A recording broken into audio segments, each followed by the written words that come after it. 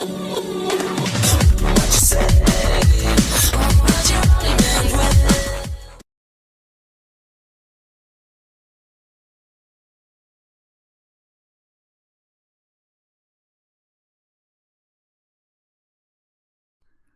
browsers, today we're going to be looking at another Riley J. Dennis video. Let's see what Shem has to say. Alright, let's roll that clip. Would you date someone who's trans? Would you date someone who's black? Would you date someone who's fat?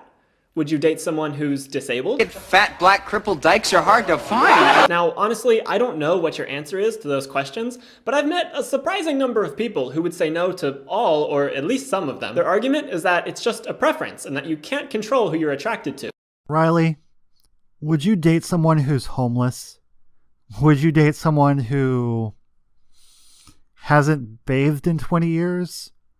Would you date someone who is so morbidly obese that they cannot get out of bed? Well, if your theory of this being just a preference is true, then I'm sorry to tell you that you're being very discriminatory if you say no to any of those questions. Go ahead.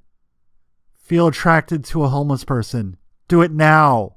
I think most of the time that this is brought up, it's in regards to race. I'll link to a couple really good videos in the description about racial dating preferences, but in this video, I want to talk about our other biases. Let's start with trans people. Would you date a trans person? I personally would date a trans person, but my personal virtue signaling aside, there is a very good reason a lot of people would not date a trans person. It's because of the human drive to reproduce. Trans people generally, as a rule, cannot reproduce. So that becomes a bit of an issue, doesn't it? Honestly, think about it for a second. Okay, got your answer? Well, if you said no, I'm sorry, but that's pretty discriminatory. Now, don't get me wrong, I'm not saying you're a horrible person who hates trans people. There was probably a time in my life when I said I wouldn't date a trans person, but since then, I've thought critically about it and changed my mind. I could sit here and show you photos of conventionally attractive trans people. There are definitely trans people who you would never know are trans unless they told you, because they pass for cis. And that might convince some of you, but I think arguing that you would only like a trans person if you didn't know they were trans is a poor argument. Mainly, Riley, because it's not a question of attraction, but rather a question of biological need. We need to breed to keep up the species. It's not about prejudice, it's about biological necessity. I think you could be attracted to any trans person, whether they pass or not. I think the main concern that people have in regards to dating a trans person is that they won't have the genitals that they expect. Because we associate penises with men and vaginas with women, some people think they could never date a trans man with a vagina or a trans woman with a penis. But I think that people are more than their genitals. I think that you could feel attraction to someone without knowing what's between their legs. And if you were to say that you're only attracted to people with vaginas or people with penises, it really feels like you're reducing people just to their genitals. You're kind of objectifying them, but you're thinking of them more as genitals than objects, so I guess you're kind of genitalifying them?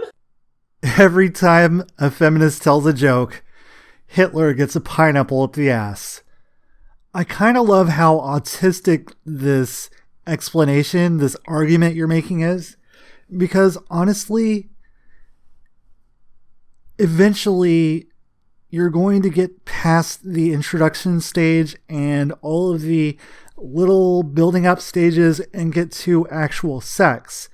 And if the person did not disclose that they are transgender and you get down there and find that they are, it's going to be an awkward situation. I'm not saying it should be a violent situation, but I am saying it's going to be pretty awkward. Anyway, my point is, we have implicit biases that we were raised with or that we developed over time, and they can be hard to get rid of. And I think this can be especially prominent within the queer community. Gay men often pride themselves on being disgusted by vaginas, and the same goes for lesbian women with penises. It's difficult because some queer people have built their sexual identities on these repulsions, but I don't think they're innate at all. If you met someone who was extremely attractive, had a great personality, but didn't have the genitals that you wanted, you might be surprised to find that it isn't a deal breaker. If you get down there and find that someone has lied to you by omission and has not disclosed that they are a trans person, then yeah, that's kind of a fucking deal breaker, Riley. That person is dishonest. And if they're going to lie about their very person, who they are as a person, then they're going to lie about anything. Yeah, it's a question of character at that point, not biases or whatever you want to call it. If somebody lies to you about who they are as a person and what they identify as, then I'm sorry, that is a bad person, a person of bad character. As someone who is trans and gay, sometimes people ask me with a very accusatory tone if I would date a girl with a penis. Because there's this stereotype that trans lesbians are just predatory cis men creeping on cis women. But the thing is, I absolutely could be attracted to a woman with a penis. I could be attracted to any woman, cis or trans. If I find you attractive, I don't care what you have down there. Allow me to channel my inner Devin Tracy. Virtue! Virtue, where are you? Virtue! Virtue? Enough with the virtue signaling, you male, trans, lesbian. Dude, you're kind of an ugly woman. I mean, is it because you're kind of an unremarkable looking fellow that you're an ugly woman? I don't really get it, dude. Not at all. But thing is, Riley, all that stuff I said before about biological necessities, it still holds true. You are basically a woman with a penis, but you claim that you're a lesbian and... Okay. This is... Dude, you're just glam. You are glam. Stop trying to make it more than it is. You're glam. You like wearing a bit of makeup. Who cares? You're metrosexual, whatever. We have to call you her. We have to call you Riley. Your name that you went by for so long was Justin. Why couldn't we have just called you Justine? That's so much easier. But we know that sexual orientations are more innate than learned. They're more nature and less nurture. Gay conversion therapy has been proven not to work, but you can unlearn your own prejudices. It just takes time and conscious effort. And the way that we talk about potentially dating trans people has a lot in common with the way we discuss other preferences. Unlearn. Honestly, it sounds a lot like Newspeak from 1984, and that's what's frightening about this whole movement that you're part of, Riley. It's very authoritarian about other people's language. It's very authoritarian about how people are allowed to speak to each other on a day-to-day basis. That's why a lot of people don't like what you're doing. Saying that you're not attracted to fat people isn't innate. It's informed by a society that tells you that being thin is ideal. Oh good, let's talk about overweight people. Guess what?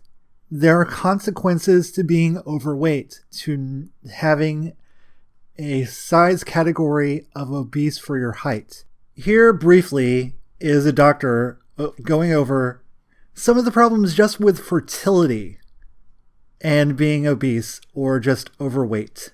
Here you go. Roll it. I am Dr. Sangeeta Gomes, consultant, obstetrics, gynecology, infertility, Bangalore, India. Your weight does matter when it comes to fertility.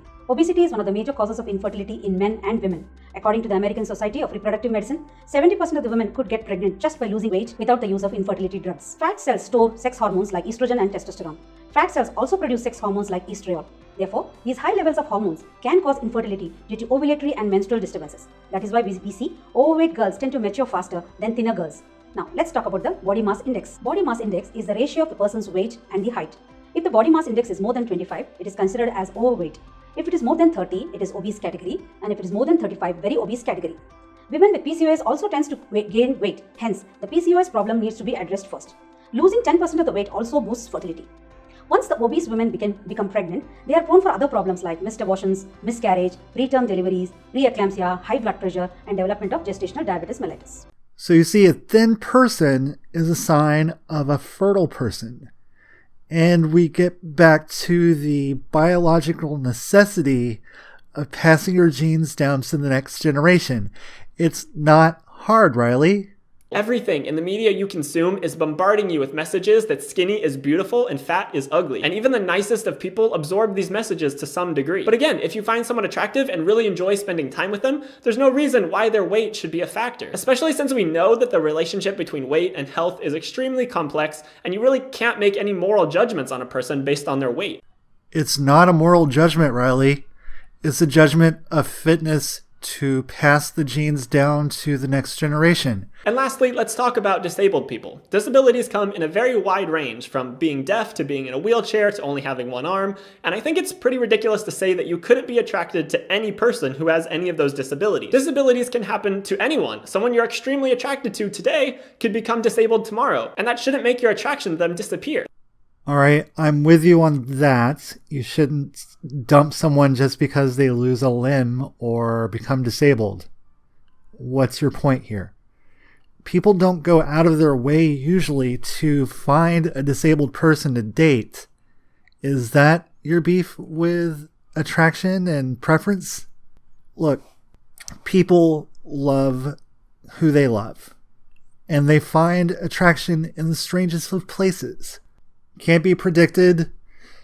It just is. If I were to meet a woman who was blind and I didn't know about it until we actually went out, or she told me in a private message or something, more virtue signaling. Look, it's not a big deal to date a blind person or someone who's in a wheelchair, but you can't virtue police other people's preferences for dating. So if it does, it might not be because of them, but rather because you have some preconceived ideas about disabled people that are just inaccurate and harmful. Unsurprisingly, this is another case of the media telling you that a certain group isn't attractive. Disabled people are rarely romantic leads. Their stories in movies and TV shows are often tragic, but that doesn't reflect the reality that disabled people can be happy and have dating lives and be attractive. I do not think that the media has as much power anymore as you think it does. As someone who no longer consumes most produced media, I rarely even think about leading roles or romantic roles. It's just not in my wheelhouse anymore. But honestly, you put way too much power in the media, and that's probably why you think the way that you do. Why would you depend on Hollywood to accurately represent reality? It is it's an industry that is made to tell you fictions as if they were true. This is not a basis for reality, Riley. Now, if you're not attracted to someone, you're not attracted to them. I'm not going to tell you that you have to be attracted to this fat person or that trans person or that disabled person.